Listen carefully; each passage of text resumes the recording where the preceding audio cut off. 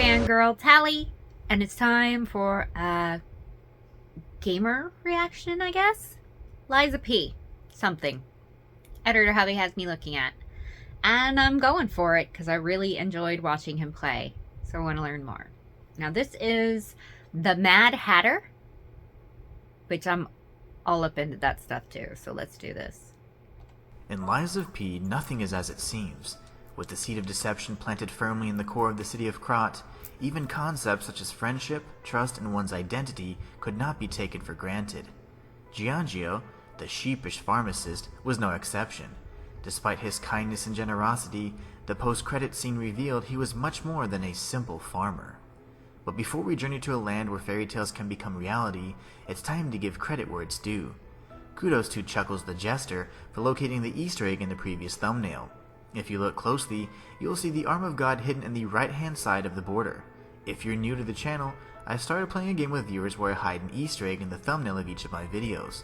The first person to state what and where it is in the comments gets a shout out in the following video. Now, back to the matter at hand. From the very first encounter, Giangio always seemed a bit suspicious.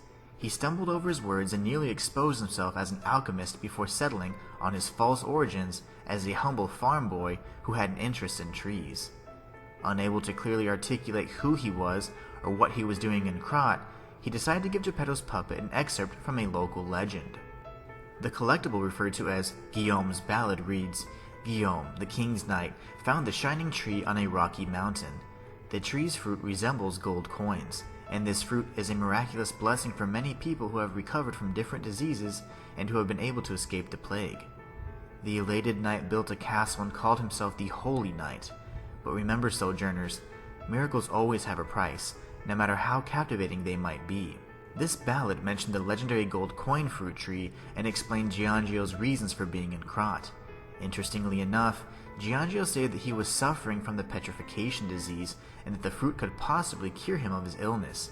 However, this was likely a lie used to portray himself as sickly or feeble, minimizing the possibility for him to be perceived as a threat. Careful observers will notice that Giangio was far from defenseless, as he was seen wielding etiquette, a deadly weapon disguised as an umbrella.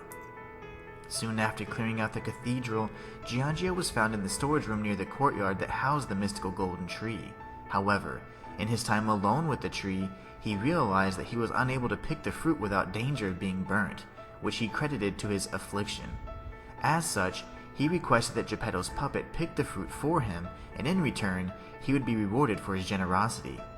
I found it quite bizarre for a pharmacist with a background in growing trees to be so adept at harnessing the power of bottled wishes and supplying an endless amount of star fragments. Further discussion with Giangio reveals that the ancient people of Krat had discovered how to manifest the reality-warping power of wishes, and this is what caused me to question his true motivations. Giangio's knowledge of ancient Krat and their legends, coupled with his desire to harvest the gold coin fruit tree, seemed to allude to the fact that he was an outsider with an agenda. Fast forward to the post-credits scene, and my suspicions were confirmed. Giangio was simply an alias for the legendary alchemist known as Philippus Paracelsus, who revealed that he was part of a secret organization that I'll refer to as the Ouroboros. The talented young alchemist was responsible for creating a weapon with the same name. Its unique design was meant to symbolize the moon and wholeness, which I believe tied directly to his ultimate mission of reassembling and reviving the alleged god who attempted to bless mankind with immortality. The flavor text for the Arm of God relic provides further insight. It reads, The Arm of God, obtained after defeating Simon Manus. It is a mysterious relic that the alchemist treated as a sacred object. The alchemist believed that there was once a god who was ripped to shreds trying to give immortal life to the humans he so loved, and they wanted to revive him. However, the god who was deep in sleep never answered their prayers. In my previous video, I provided a theory that actually identified who this arm belongs to, so be sure to check it out if you haven't already. It's my belief that when this being was ripped to shreds, his parts were scattered across the realms. This would explain the apparent crossover between fairy tales such as The Adventures of Pinocchio, The Wizard of Oz, and Alice's Adventures in Wonderland. Yes, that's right. Paracelsus is actually the Mad Hatter, and I'm gonna prove it to you. As you may know, Wait, what? Paracelsus was a real-world figure most prominent in the German Renaissance in the 15th and 16th centuries. Although he would be remembered Well as the done. father of toxicology, his contributions to medicine would encompass a wide range of topics, most notably chemistry, hermeticism, and the three primes. Paracelsus' unique stance on hermeticism was tied to the harmony between man and nature, and that diseases were caused by poisons brought from the stars. Therefore, it was of utmost importance to understand the influence of the stars on the human anatomy. The fact that Giangio was able to develop a cure showcased his knowledge in toxicology, and the fact that he was the sole provider of star fragments echoed the beliefs of his real-world counterpart. But this is where it gets interesting. The three primes was a model that attempted to explain the nature of medicine. It referred to three components: sulfur, salt, and mercury.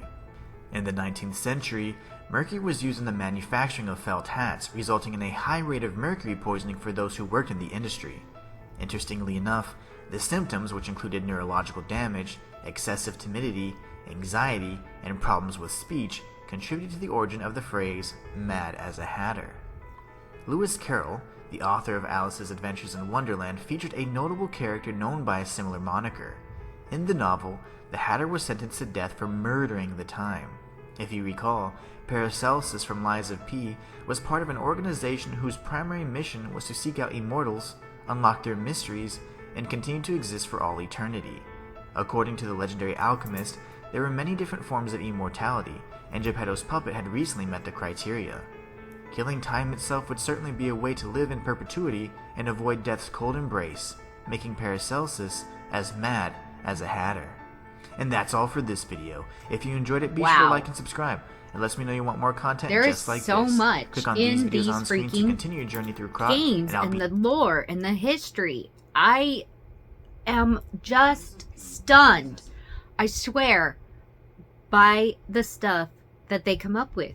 The more and more I learn about gaming backstories and the lore that and storytelling that goes into, it's not just the visuals and the fighting and on all of that, just the actual storytelling is blowing my mind.